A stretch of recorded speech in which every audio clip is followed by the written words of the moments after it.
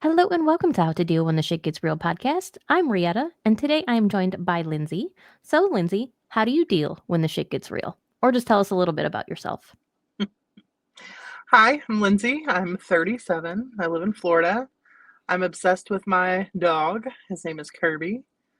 Kind of boring nowadays. She And I'm lies. happy to be here. She's not boring. Not even a little bit. A little bit boring. She's not boring. I earned my boring.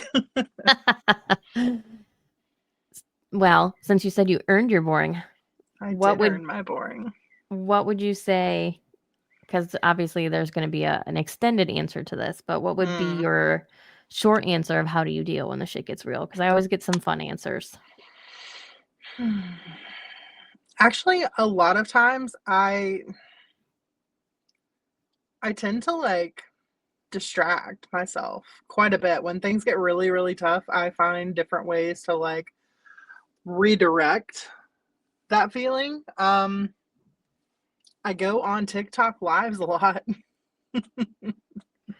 That's honestly probably one of the healthier answers that I've heard. Not that I don't like all the answers, but I've had wine, I've had cry. So, I Mm. mean, but no judgment, of course. We like all the different answers. Anyway, so Lindsay is here because she has literally been through the shit and back. And wherever you want to start that journey, we don't have to dive like into the nitty gritty right away, but wherever you feel you want to start, even if it's like a Dateline episode where you're like, we started off happy and then it wasn't. I mean, I think all stories, no matter what the ending looks like, they all kind of circle back to the beginning, right? I was born to my mother and father. I'm totally kidding. No. But I was born and I had a family, my mom and dad. They divorced when I was 3. Um Now this is actually a really interesting part. So when my parents divorced, my mom and her side of the family called me Lindsay, and my dad and his side of the family called me Rachel. I was a very confused child. And each name had a different set of traits, like personality traits. Because Oh, my that is mom and my interesting. dad, oh yeah, they were complete opposites. So anyways, that gets on into my formative years. But my mom remarried my stepdad shortly after. Um, and I was pretty content. I think I was 3. Um, I didn't really notice any differences um, until about 8 or 9 years old. But I think that's when a lot of people start cognitively remembering their memories. My little sister was born when I was 5, and I adore her. She was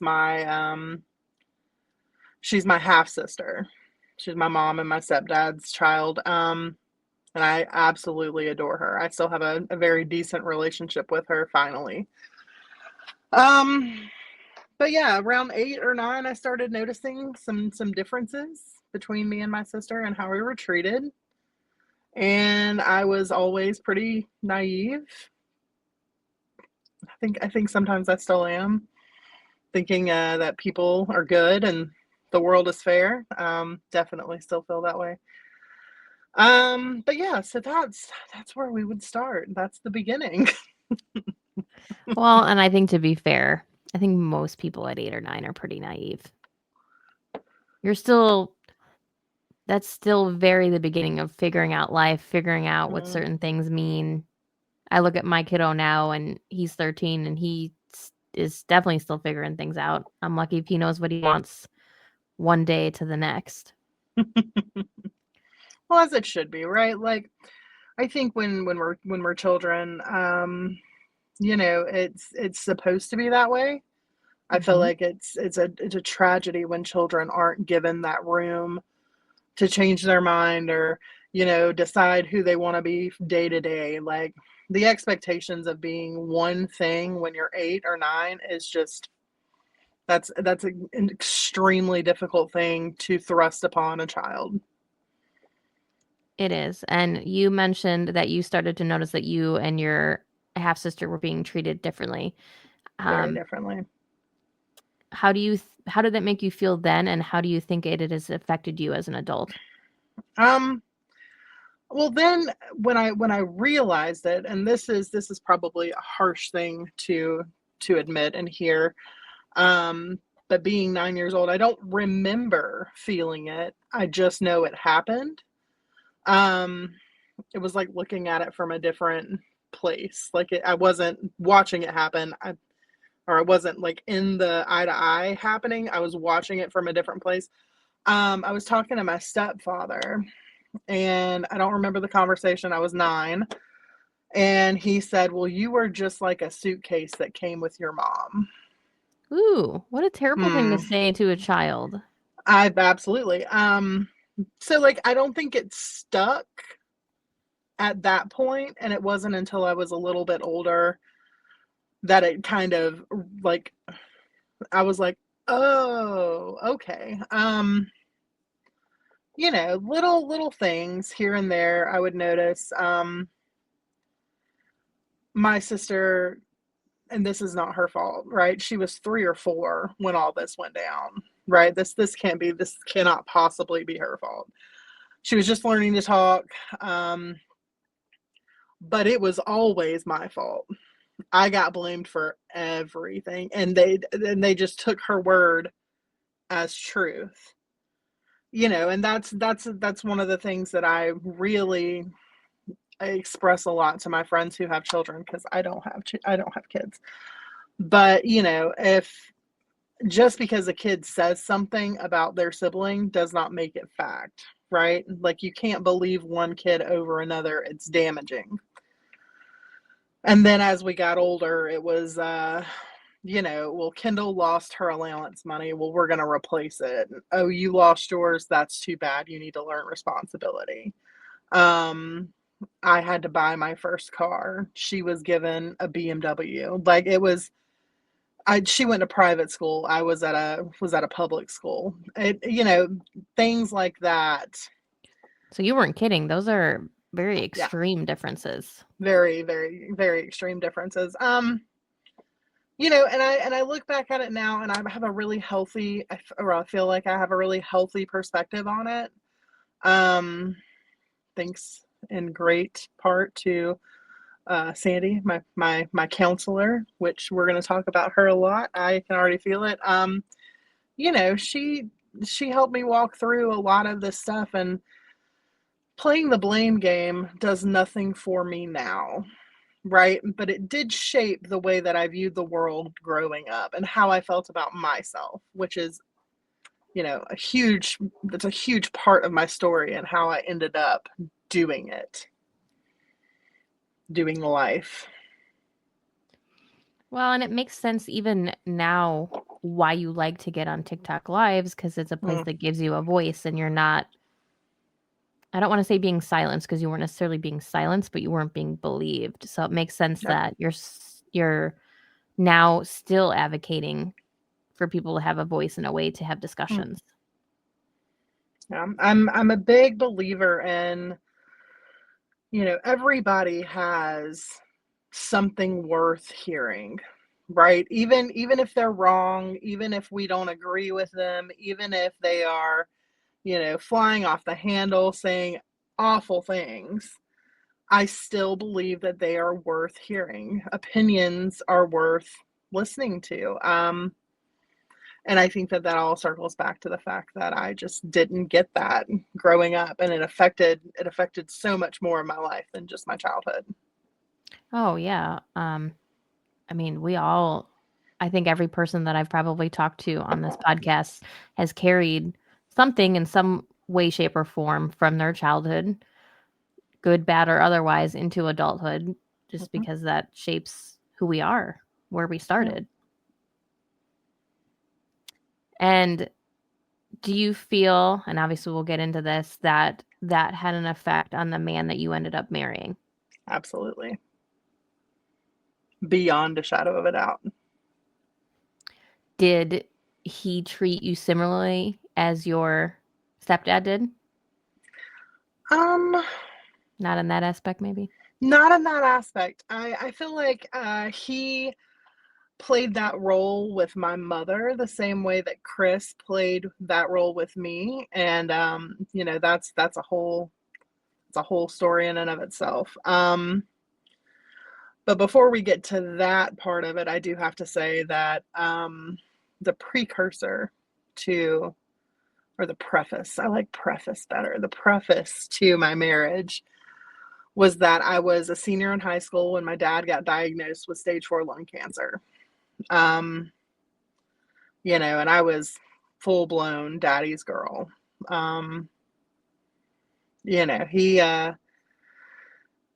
He made it okay for me to be kind of whatever I wanted to be. We worked on cars, I drag raced, I, rode motorcycles with my cousins. And is this isn't biological dad or is this stepdad? My biological father. Okay. So when I said that the two very separate personalities between Rachel and Lindsey, I absolutely, when I was with my dad as Rachel, I got to do all those fun things. I worked on cars. I, got to stay up late. I got to, be wild and carefree and, a child. When I was with my mom, I was a straight A student, prima ballerina, competition cheerleader, varsity volleyball player, and I had no friends. And I think that they kept it that way on purpose. I still working out that part of it, but I mean, they that would kept me make sense. isolated on purpose. Anytime you think about a manipulator, one of the main traits is that they isolate you. Yeah. I remember being like 15, with my mom, and my sister had a sleepover, and I was told that I wasn't allowed to ever because that was baby things. I mean, like it was stuff simple as that. Like I was not allowed to have friends over or go to friends' houses, but she could. And it was, and it isolated me more and more and more. Anyways, so dad got cancer, and I was that. Somehow, even at 17, I was still extremely naive and thought if I did everything right, he would get better, right? He did not. He died when I was 19. Kind of spiraled really hard after that for about 8 months. Not my finest hour, but I mean, I was a grieving kid. I was a grieving absolutely. kid. I made terrible decisions. Nothing illegal. I love how you had to say that. Nothing illegal. Nothing illegal. I didn't get in trouble. But I did end up going on a blind date with my friend Lisa. And her date was Chris, and my date was a friend of his. And then like halfway through the date, we switched. How did that happen? Listen, I don't even remember. I can't even. I think that Chris and I like had a connection of sorts, and Lisa was like, "Okay, yeah, we're just gonna switch because you seem interested." I bet now you're like, can we redo this and you can keep them? I Absolutely. mean, of course, you probably don't want to put that on your friend either, but we can pretend that that would be innocent. Anyway. Chris was the first person that ever wanted just me. There were no strings attached. There was no trying to get to, certain levels with my family. He genuinely didn't care. He was just like, I want you. And he represented a form of stability that I desperately needed at that point in my life. I genuinely, and I will go to my grave saying this, Chris saved my life. There's no telling where I would be had he not shown up when he did. We were engaged in a week, married in a month. I got married after a month of knowing him. And then I just kind of started my role as a military wife. Oh yeah, did I mention he was in the military? You did just now. By the way, By he was in the military. yeah, so, he deployed twice during our marriage. The first time he went to Korea, and that was interesting. That was so interesting. That's when things started showing that they were not what I thought they were. Sexual interests got very dark. He was spending a lot of time and money on the girls in the bars in Korea. Which when I found out about that, it didn't bother me because he was focusing that interest in someone else, not me. I had a reprieve from it. That's where I was when he was deployed to Korea. Came back, we patched things up. We moved to Texas. Texas was fun. He deployed to Afghanistan shortly after we got there. And then he came back. And when he came back this time, there was a distinct difference in his sexual appetite. I've never really been a line in the sand person. With him, there were just a couple of things I was not interested in doing and never would be. And one of those was sleeping with other guys. That's just not something I was interested in. Was he interested in bringing in, like, another guy and having a threesome, or, like, him watching you with another guy? It was any way he could get it, but it wasn't about me and my pleasure. It was about me being degraded and used. Oh, so it Yeah, was more of a, it very degrading. sadistic Okay, so sense to it. it wasn't necessarily, I mean, obviously, yes, you were bringing in another person, but not in, like, the traditional sense, like, Right. instead of him degrading you, he wanted to watch somebody else do it. Yes. Got it. Um, and that had always been a hard line for me. And it wouldn't have mattered if it was, for me, for my pleasure. And that's just not something I was interested in. And I that's, had I mean, very specific, yeah, thoughts and that's growing up. fine. We all Yeah, have our own kinks that we like, and we absolutely. we don't we don't judge, we don't yuck somebody's yum. And the boiling point came to a head the night of my 26th birthday. We had friends over, we were drinking, it was supposed to be fun. I ended up getting drugged and used Mm. by multiple people. My brain did this cool thing where it like shut off. I don't have any memory of it. I've worked with my counselor for 12 years now, and it comes down to this I don't want to remember. Which is There's nothing inside me understandable. that makes me want to remember what happened that night. I woke up, or I'm sorry, I came to, and the back of my thighs had been the blood had dried to the sheet that I was laying on, right? And I looked over and he was asleep next to me. And, I could feel it in my body that something awful had happened, right? And I didn't notice until the sheet, I had to rip myself off the sheet. And I knew with like the clouds parting, sun coming through level of epiphany, that if I did not leave that marriage, I was going to die in it. So I called my mom and I said, I need you to come get me. She said, I cannot stop my life to come get you. I thought I was Um, already mad and ready to throw fists, and then you threw that sentence in yeah, there, and now anyway, yeah. continue. So I called a girl named Chelsea who had been catty cornered in the apartment complex we lived in Texas. She and her husband had already come back to Jacksonville at that point. And I called her and I said, "Hey, this just happened." She said, "Pack your shit and come to Florida." And within 12 hours, I was on my way to Florida. I Did ran like you hell. did you go to the hospital?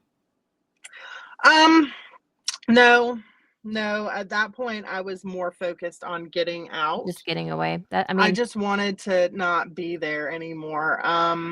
understandable, but, now that we're not in the moment, my brain is Yeah, asking the logical questions that your brain yeah. probably couldn't comprehend at that moment. Now, after the fact, after I had gotten a safe distance away, that's when the conversations got had, right? Like, I called the Texas police and I was like, "Hey, this happened. Will you help me?" And they were like, "Yeah, no." There was nothing they could do to prove it. The time for a rape kit had passed. When I called the military, they did nothing. I finally had to call the chaplain because he was not sending me spousal support, which I didn't even think about in the moment. It took about 6 months for me to even get to the point where that was even on my radar. Well, yeah, Um, your brain was already trying to I was in wrap its survival head mode. around that you had Yeah, something happen to you, you up and left, you're in a new place with people you don't truly know. yeah.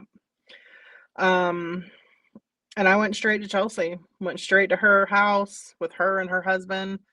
Her daughter Madison was 9 months old when I got there, and it was chaos for me. I didn't know how to behave anymore.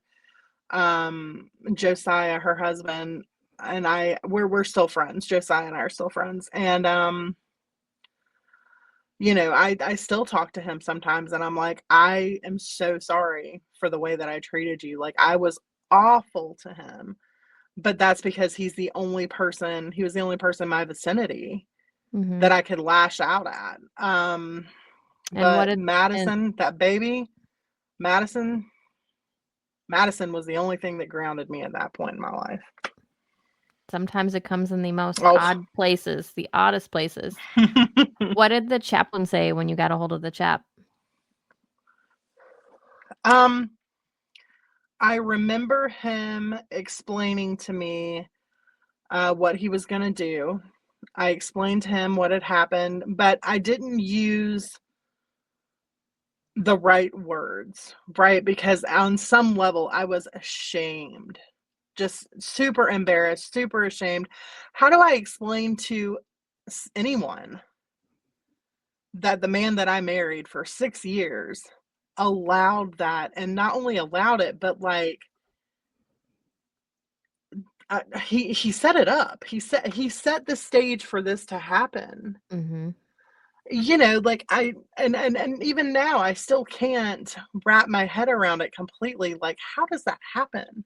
And I can Um, understand too that it might even be harder because even just thinking about it now, the chaplain being a man of God, even though they are very yeah, gracious people, I feel like it would be even harder to tell him, not that he wouldn't be accepting, but just because he is a man of God. yeah. When and we're gonna sort of go back to when I said I called my mom. I couldn't even say it to my mom. I couldn't explain to her what had happened. There's no way she would be able to process it. And my sister knows now. And I think, my sister we've both alluded to what happened, but my mom just doesn't acknowledge it. That never happened. That was not something that happened. Um, so about 3 months into being in Jacksonville with Chelsea and Josiah and their family, Chelsea looked at me one day and she's like, "I don't know how to help you anymore." She's like, "I want to take you to Orlando. I want you to meet my grandma and her friend Sandy." And I said, "Okay." At that point, Brietta, I promise you, they could have been a cult. They could have been like the Kool-Aid cult, man. Like, that's how desperate I was, right? For people who don't Um, get that reference, please go Google it, because I'm sure there's younger people out there that is like, "What?" But beware of what you will see, but I'm not gonna yeah, say it on here. don't join a Kool-Aid cult. No, You that's not will what end we're, up you will end up DED. Anyway, continue. yes. So, I'm sorry, that was hilarious. I have my Um, moments. um, okay, so we went to Orlando to this beautiful home that belonged to Chelsea's grandmother, who I affectionately call Grandma. Her and her husband lived in this house with a pool, and it was beautiful. And I remember sitting down with Sandy and Chelsea and Grandma. We were all in the back room that was considered Sandy's office, and I remember her asking me certain questions, and I answered them, and then she had me draw some things, and then, blah, blah, blah, blah. And I remember her looking at me point blank and saying, I know who you are. Like, I know who you are. I can explain why you feel the things you feel or how this all looks on the inside to you. And I was like, great, awesome. Given she's like, have, ooh, you have dissociative identity disorder. Full stop. No, like easing, just full blown, like, you have multiple personalities. And I was like, cool. It makes sense. I'm so glad there's a name for it now. I love that you were so receptive and you weren't like, I, no." well, as soon as she said it, I was like, huh, now it all makes sense. This It might was, it, be this might be God. a stupid question, Hmm. but would your family calling you 2 different names have played a factor into you developing Yes, TID? I think that has, I think that definitely played into it. It taught me at a young age how to dissociate so beautifully. But realistically, with any DID, I've done a lot of research on it. There's trauma A and trauma B. Trauma A is the lack of good things, right? Trauma B is the really bad things. All right. So you have to have um, trauma A and trauma B in the right scenario and the right brain chemistry with the correct level of IQ, combined with being under the age of 4, 4 or 5. Um, to where your brain stops and says, this isn't happening to me, this is now happening to you. Okay. And it's where your cup fills up so much that it can't go up anymore and it spills over, and then another cup is created. I think it's probably the coolest thing I've ever learned about the brain. The brain is capable of so much. And Yeah. You um just fascinated me alone with that very I don't wanna say basic explanation, but it was a very, helpful there we go, yeah. that's a better word, helpful explanation. Mhm. Um and so throughout my life, I had just learned to create new places for to hold all of these things that were happening. So every time something hurt my feelings beyond my capacity, well, then I just created another carbon copy of myself and, made myself a little bit more resilient. And You're like, "Lindsay can have this, I'm gonna be yep. Rachel over Hmm. here." Okay. Yep. And when she said, when she said those words to me, I remember just being like relieved, like, finally, there's a name for it. I never felt normal. I never felt like I was like everybody else. Mhm. And there was really no reason. So, anyways, about 3 weeks after that diagnosis, I was moved in. I had moved in with Grandma and her husband. Um, my dog Prince came with me because at that point I had a Prince. And I got around the clock care. Grandma was there for night things. Sandy was there first thing every morning. We worked together. I mean, it was pretty seamless on and off for about 18 months. It took, well, no, maybe not 18 months. It was probably closer to a year. It took a lot of effort to get me functional again. The first month, I'd say, month and a half, I slept 18 hours a day. And I attribute that to finally being somewhere safe enough to where I could cut it all off. That totally makes sense. Plus, your body honestly probably needed to just recoup and Yep. relax. You've probably been in fight or flight for Lord only knows how long. Yeah. It actually ended up being a combination of flight and freeze That makes sense. is what we landed on. Grandma and I were talking about it the last time I was in North Carolina to visit them. She's like, yeah, she's like, it's like you were a coma. You just came out of a coma. You had to relearn how to do everything. And she's right. I had no marketable job skills. I had no idea how to budget, to formulate a budget or stay on track with money. I was a disaster is what I was. And I worked with Sandy on a daily basis, trying to get back and to some sort of functioning, model, like some form of functional. And it took time and it took a lot of effort from a lot of people. They took me to their church. And let me just tell you, I'm 6'1" and I am not a skinny person, and I have got tattoos here, there, and everywhere, and I've always had crazy hair. That has never changed. Crazy beautiful hair. Crazy beauty, yes, pretty hair.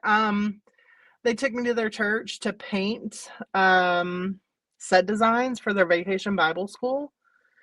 And the director of the children's ministry, her name was Charlie. And she came up to me and she's like, "Do you want to work VBS?" And I was like, "I guess." She put me right. I mean, like I had just met her, and they put me in with the kids. So like that church gave me an entirely new perspective on church as a whole, right? Mhm, mhm. I still won't go to another church. I still don't like going to churches that aren't one church. One church in Orlando, Florida. If you know, you know. And if you're in Orlando and you're looking for a church, you should definitely check that church out. Anyways, plugs, shamelessly plugging in here. Shamelessly plugging, but also, like, secretly shamelessly plugging because we don't know the name, so we're all just like, Who? What? Look it up. But yeah, that was a really joyful and fulfilling, point in my life. I got filled up. My cup was filled with other people pouring into me for the first time. Um, and that helped repair a lot of stuff because I mhm. was not done. We were not done. The hits just kept on coming. After about 18 months, I had to come to Jacksonville because Chelsea and Josiah were getting a divorce. And I came up here to help her figure out how to function with 3 kids by herself. And when I got back, Grandma's husband was like, "Well, where are you going to go now?" I was no longer welcome in his home. After that beautiful foundation of feeling cared for and loved and wanted, it got pulled out right up underneath me. Now, Was there a reason? no, What in the world? there was not a reason. I don't maybe they were worried about Theories. you getting too comfortable? I don't know. Let me be perfectly clear. Grandma was adamantly against it.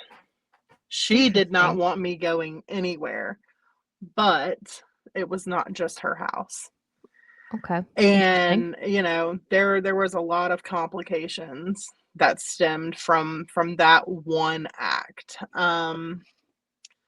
Things that I don't really feel comfortable going into because they don't pertain to me specifically and more with the ministry that Sandy runs.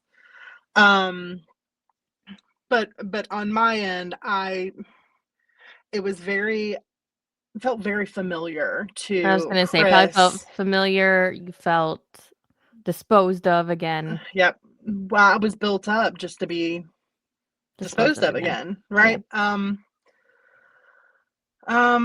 After that, it was I couch surfed for a little while. Still cared for, still very, very close to people in that ministry that took great care of me. Grandma was still very involved. But it was still kind of a hit to some of the work that we had done to make me better. Right. Um, I went back to Georgia, went back and forth a couple of times. And then I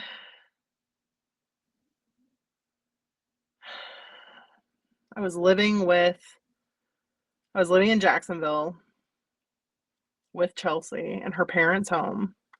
And I was, we were this is about 3 years after, 4 years after. You're It's two peas in a pod. 2021. You're two peas in a Yeah. pod. You're This helping is taking care yeah, of the kids. 2021's. Yes, we had quarantined on her parents' farm in Citra. Well, I had with her kids, and she was an essential worker, so she was going back and forth to work. Um, we were back from that 2021. Her parents decided to sell the house. We're all trying to figure out where we're gonna go. I was like, "Well, are we gonna move in together?" And she's like, "No, I want to do it on my own." Cool. Um, we moved out, and I have not heard from her since. Blocked on everything. No explanation, no conversation, just gone. Now, that was the final blow for me. But I do want to say that I am not blameless in this situation, right? Like, I was a very difficult friend to have sometimes. Um, Well, and is anybody really blameless in any sort of situation, right? So, that's I mean, that's yep. that's absolutely fair. I've had a similar I had a similar conversation with my best friend from college. We're Mhm. still friends, and she was around when my husband and I broke up for the first time. And I know at that point I was a miserable friend. Mhm. Um, like you, I was young. I never had my heart broken like that before. I felt completely lost, and I didn't want No, to do anything. no. My problem tended to be, and it was never all the time, and it was never every time. When if I got sad, man, I got sad, and I was awful. And then when I wasn't sad, I was great. Um, it's just one of those things. I don't know how to explain it. I feel bad sometimes for how I had to heal because it was messy, and I'm sure it did weigh on her. But at this point, this person was family to me. Like, I had Mhm. gone through some shitty things with her too. Mhm. Um, you know, I was helping raise those kids. Those children were the kids I was never gonna have. Um, and then just one afternoon, it was all over. So that was the final blow for me, I think. I started I started self-protecting and self-isolating a lot more because I couldn't handle another rejection like that, another devastating to build something to get to a place where someone could just dispose of me again. And I've learned not to talk about, my diagnosis or, my past with Chris or, um, all the painful, parts of myself because I've learned that people really don't have the capacity for it. Um, so I've kind of shrunk myself to kind of be smaller to, not I don't wanna cause chaos, but I feel like I Mhm. do unintentionally, and sometimes that's good. That can be a good thing sometimes, Yeah. but it can also be a bad thing, especially when capacities aren't able. Um, but yeah, then I got on TikTok because I learned you can be friends with people on TikTok at a safe distance. Um, Went through some kinda rough ones, some rough friend groups, man.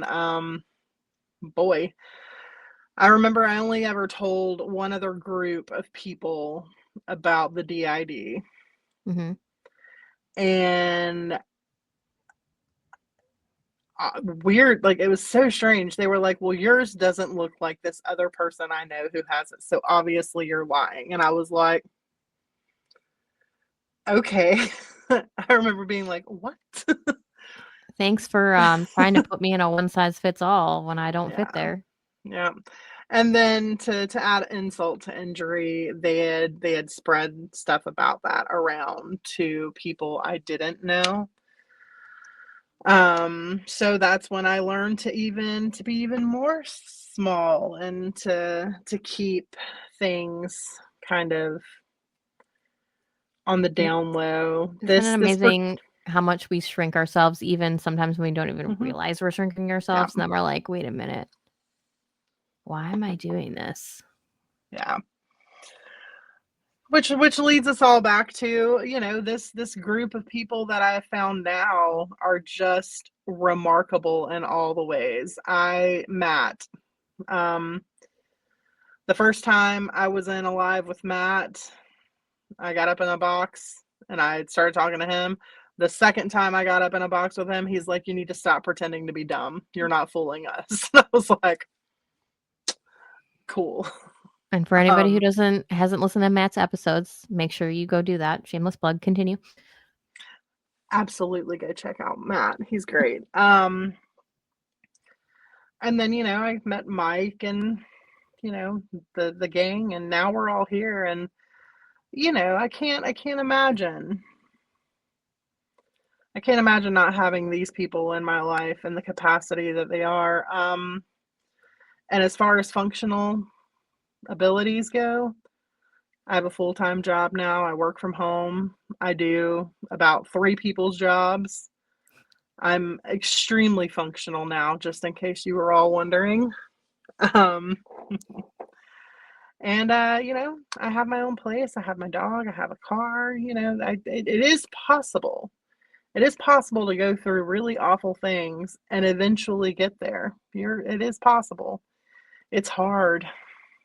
But the big question is, what happened to the ex-husband? Please tell us something happened to the ex-husband. Oh, I forgot about this. Yeah. About 2 years ago. 2 years it Uh, took 2 y oh, never mind. Okay, I'm sorry. yep. 2 years ago, I got a Snapchat from Megan, which is the wife. I forgot this part of the story. So after I left, about 36 hours after I left, he moved someone else into my house. Her Are name we was surprised? Megan. No. Um, no, we're not surprised. But No, we're not surprised. Megan is the one that he moved in. They got married 2 days before my divorce was final. That's not Um, that's Legal, I not know. He anyway, waited. continue. Anyways, that's a whole other. Um, and she went through something. very similar. They have a child. So I think that she was more. I guess that's at least one plus you can say is that you aren't tied to him permanently Oh because of yeah, a kiddo. Not that you wouldn't want absolutely. a kiddo, but you wouldn't want a kiddo anyway. Not with him. On my knees every night. Thank you. Thank you for not letting me have his kid. Um sorry. But I stayed friends with her because when I went back to Texas to get my stuff, I looked at her and I said, "He seems great right now, but it's going to get to a point where you're going to need some help. You have my number, you have me on Snapchat, please call me." And she did. And we have been friends ever since. So she sent me a Snapchat and she said, "Hey, do you have time to talk?" And I was like, "Yeah, absolutely." And she said he's in a Russian penal colony. And I was like, "What?" She's like, "Yeah, he's in a Russian penal colony." Sorry. How? Well, she sent me the link to the article, which showed a video of him. So wild. Oh my god, it was so wild. Um Apparently he had been sent to Korea for a second time and gotten involved with a Russian bartender who worked in Korea. Anyways, and he had a whole girlfriend while he was still married to Megan. And then he was supposed to PCS back to Texas, where his wife and child were. But instead of doing that, he went to Russia. Like he flew into Russia to see the Russian girlfriend. And while he was there, he stole money from her. And they charged him with threatening to kill her, but the Russian girlfriend had sent me pictures, and like he put her in the hospital. Like, and Russia don't play that game, homie. Like His they score just keeps oh, he's a terrible person. dropping. Horrible person. Not that it was ever high, but the score It just was not keeps high. like he's in the negatives Um at this point.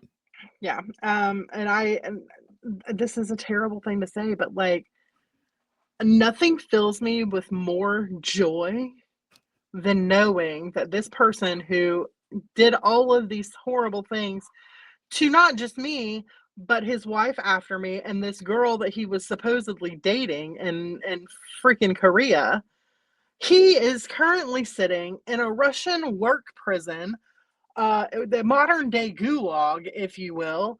And, you know, there's just some sweet, sweet justice in that for me. I'm big on Poetic the justice. justice. It's so poetic. I every so often when I think about it, I chuckle to myself and I say, I hope that there's some, giant Russian mobster named Finn, which I later changed to Vladimir because Finn is Swedish. But, It is. anyways, It's all good. Vladimir. I genuinely hope that there's this Russian mobster named Vladimir who is just taking what he wants from my ex-husband all the time because karma. All I can picture in my head, which I know is not accurate, is the Russian prison from Stranger Things. I've never watched Stranger Things, so I don't know what that's like. And I'm pretty sure, yeah, it was a Russian prison. Yeah, it was a Russian prison. That's hilarious. So maybe there's a Demogorgon there, and it'll eventually kill him. Anyway, I'm sorry, y'all. I had to. Hold on one second. I gotta let Kirby out. How dare you? Sorry. You can cut this part out, right? Hopefully. Oh my gosh. Okay, No, sorry. I can for the audio. We'll see about the video. I might just leave it there and be like, fast forward during this section. Come on. Do do do do. Come here, Kirby. Go. All right. Okay, I'm back. So the two, I guess, big questions I have then for you are, what would you tell somebody who maybe currently is or just got away from an abusive relationship? What advice or what would you tell them? Don't give up. All right. Like, and it's such a struggle, man. Like, I totally understand the want to just be like, no, I don't want to fight through this. And that's how a lot of people end up back in abusive relationships, is they fall back into old patterns. Don't. You are capable of doing this yourself. It's a long road. It's hard. You're gonna doubt yourself and second guess everything you think and feel, but you are capable of it. I believe in you. There is absolutely nothing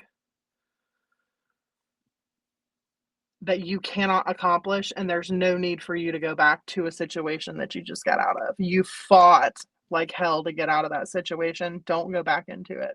Um, reach out, use some resources. That's they're there for a reason. I got lucky.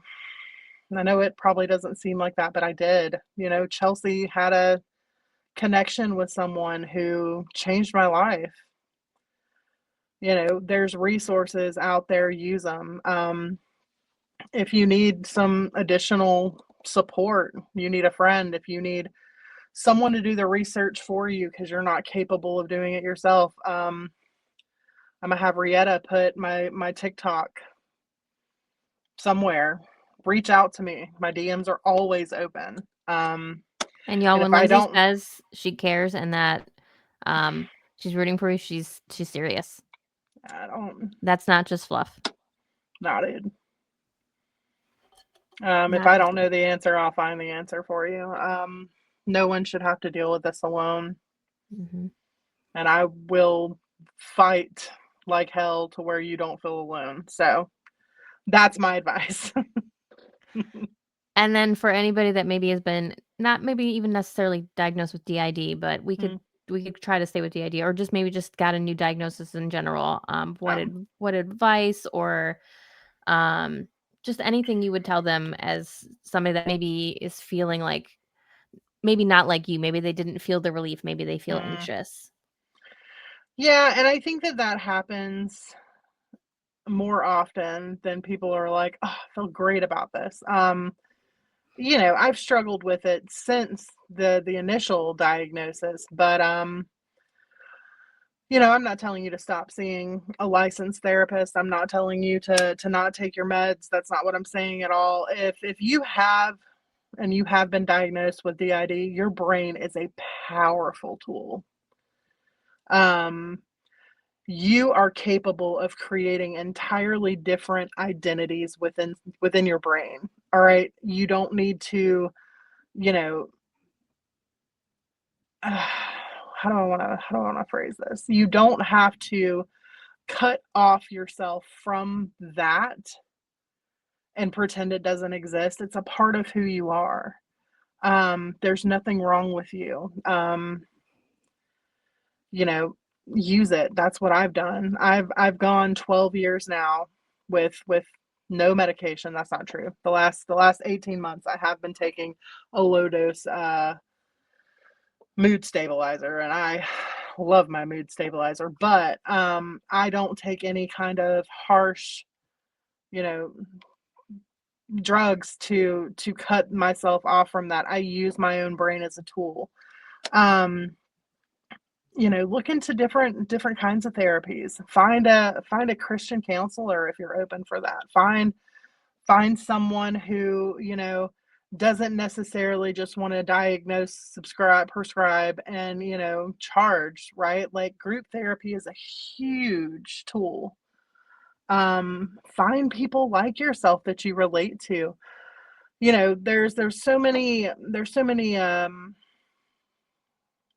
your three-letter anagram diagnosis these days.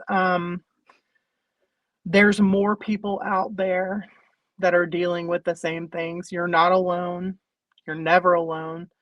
And again, if you need any information, if you don't know how to look for a peer group for your specific diagnosis, TikTok somewhere, I don't know where she's going to put it, but wherever it is, DMs are open. If I don't know the answer, I will find it for you.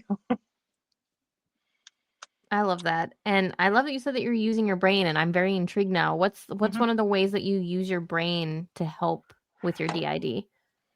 Um, well, there are many, but I will give you the most interesting that I have found, I right? figured It there took was about, many, but I didn't oh wanna yeah. take another hour of your time for you to explain everything you do with your brain. It took about 10 years for me to get to a place where I realized that if I'm capable of creating personalities and identities, then I was capable of housing those identities, right?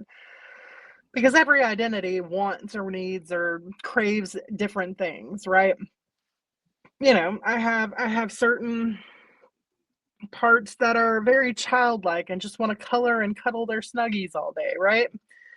And then I have very adult parts that want dirty things and they want to, have that. And then I have, there's all these different segments of yourself. Um, and it was getting to a place where it was like a cycle. Like I was in a repetitive cycle of, okay, I just want my snuggie. I just want my I keep saying snuggie. I mean squishy. My little squishies, my Mhm. Smurfs, yeah. My little I mean, squishies. same. Same, same. Yeah. Tomato, Um, tomato. yep. And then it would go from squishies and coloring books to dirty things. And it would go from dirty things to I want to make jewelry to I want to draw all the time. Like it was a cycle. It was very, very similar to adult ADD, right? Like I would just cycle, but it was the same things over and over and over. And so that got to be exhausting because I was trying to hold down a full-time job and all those things. So then I was like, huh, I wonder. And I created like a castle in my brain where all of my dissociative parts went and lived in their own room, and that room gave them everything that they needed, and they could just exist and not be, problematic. They couldn't, they weren't in pain. I wasn't in pain. I wasn't doing things that were harmful to me. And I also created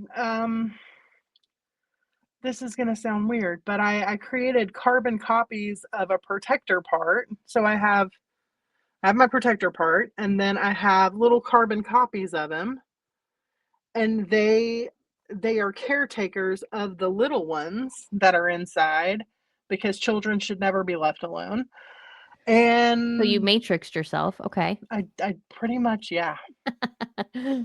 I say It's that in a it's loving way, not in a it's condescending way. fascinating what the brain can do, and since then, of course, I still have struggles.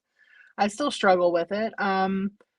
But it's made it that much easier to keep it together and keep it functional. No, I think that's I mean, maybe because I have a creative brain that totally makes sense Mhm. to me. Um, I think it's fantastic, and I feel like that's a very healthy way to handle it.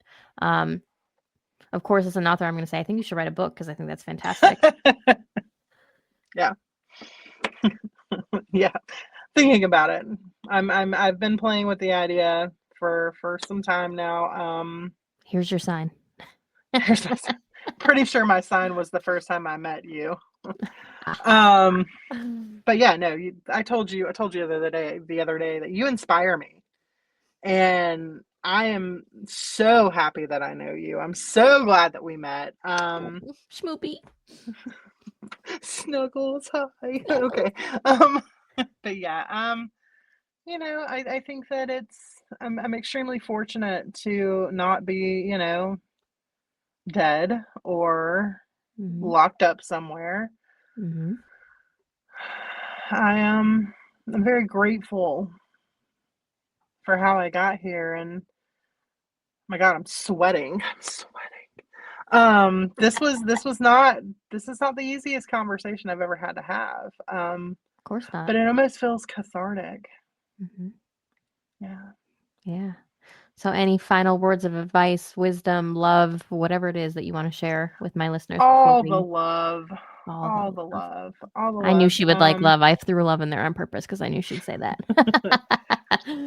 You know, you're never alone. And if you see someone that you can tell is struggling, whether it's a look on their face or, you know, the way that they react to certain situations, and you feel led to do so, you know, be kind.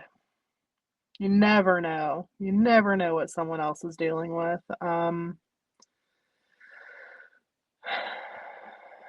Just Yeah. be kind, be good people, be good humans.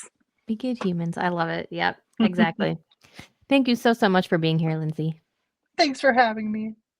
And this is how to deal when the shit gets real, guys. I will see you all next episode. Mwah.